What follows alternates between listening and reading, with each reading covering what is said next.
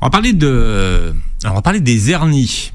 Oui. Ça, c'est un mot que tout le monde connaît à peu près, mais personne ne sait vraiment expliquer en quoi ça consiste, les hernies. D'ailleurs, vous êtes un grand lecteur. On dit des hernies ou des hernies? Des hernies. Des hernies. On dit des hernies, ouais. Ok, des hernies. Non, parce qu'on fait pas la liaison. Ok, d'accord, des hernies. Non, mais parce que je dis des hernies. Non, je dis des hernies, des hernies. Ouais. Ok, des hernies. Bon, bah après... Dites en commentaire, on dit des hernies ou des hernies? Dans l'élan, on peut dire des hernies. Okay. Bon, on va parler des hernies. Il y en a de plusieurs types, hein, d'ailleurs, les hernies. Ouais, sachant qu'il y a les hernies articulaires et il y a les hernies qui n'ont rien à voir avec les articulations. Si vous voulez, on en touchera un mot, mais parce qu'on peut dire j'ai une hernie inguinale. Et une hernie inguinale, ça n'a rien à voir avec les articulations. Alors qu'est-ce que c'est justement? J'ai découvert ça, tiens, d'ailleurs. Ah ouais, je connaissais pas. C'est ultra fréquent, l'hernie inguinale. En fait, c'est quoi? C'est au niveau de l'estomac?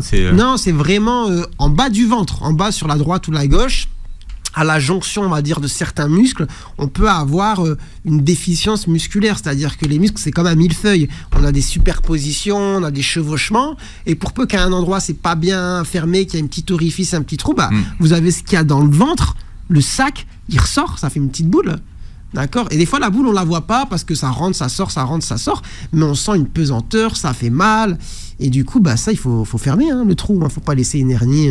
béante. Ouais, parce que le risque, c'est qu'un jour, ça s'étrangle. C'est-à-dire qu'en fait, le contenu sort par le trou, mais c'est plus réductible. Et là, si ça se... on peut pas revenir en arrière. Là, c'est une urgence. C'est une urgence, parce que sinon, ça va nécroser. Donc, des fois, vous voyez des hernies inguinales impressionnantes. Je me souviens d'un monsieur, vraiment, vous regardez son ventre, et il y a une boule. Donc vous dites, oh, c'est quoi ça? Mais en fait, il dit non, mais vous inquiétez pas, regardez, il fait ça avec ses mains, il jongle un petit peu avec, et il remet la boule à l'intérieur du ventre. Donc hernie inguinale, très grosse, mais non compliquée. Et du coup, c'était prévu qu'il se fasse opérer pour refermer tout ça. Mais le risque, c'est qu'un jour, la boule, elle est dehors, et mince, je peux plus la rentrer. Et là, le sang ne circule plus, c'est la catastrophe, c'est une urgence. Alors, il y a les hernies, discales, hiatales. Non, hiatale, ça n'a rien à voir aussi.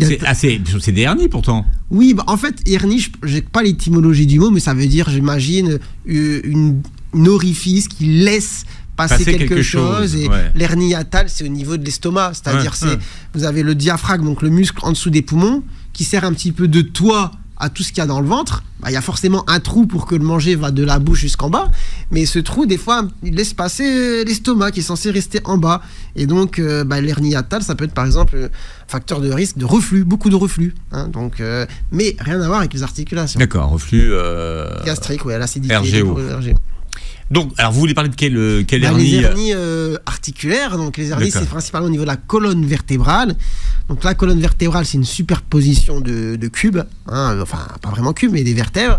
Et forcément, pas forcément, c'est pas logique forcément pour tout le monde, mais entre ces vertèbres, on a des petits coussins, des petits disques qui permettent d'amortir, d'être mobile, de bien bouger, etc.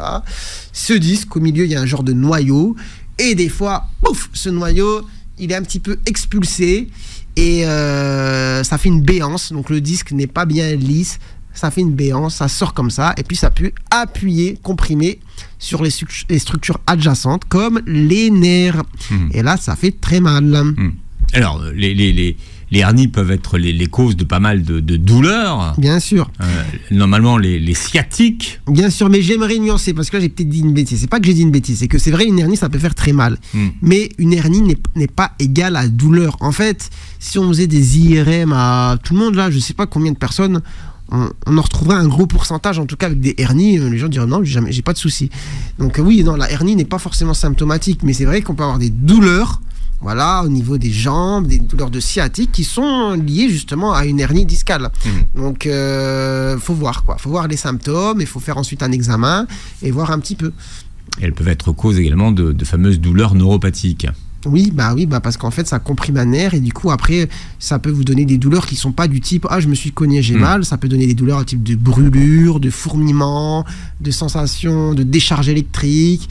Donc, des douleurs. Et si elles se chronicisent, oui, ça peut être un enfer. Quand faut-il se faire opérer d'une hernie? Oula, alors la hernie... On ne se fait pas opérer tout de suite, parce qu'en fait, ça reste des grosses opérations quand même. C'est de la neurochirurgie ou de la chirurgie, on dit traumatologique, mais axée sur le rachis.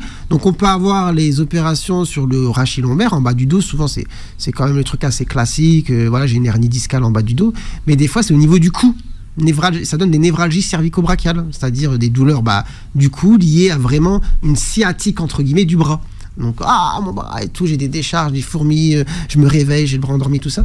Et là, du coup, on voit qu'il y a des hernies au niveau du cervical, mais vous faire opérer du rachis cervical pour décompresser des racines nerveuses, bon, ça se fait, hein. Ça se fait. Mais avant de le faire, on se dit, bon, il y a peut-être d'autres choses à tester.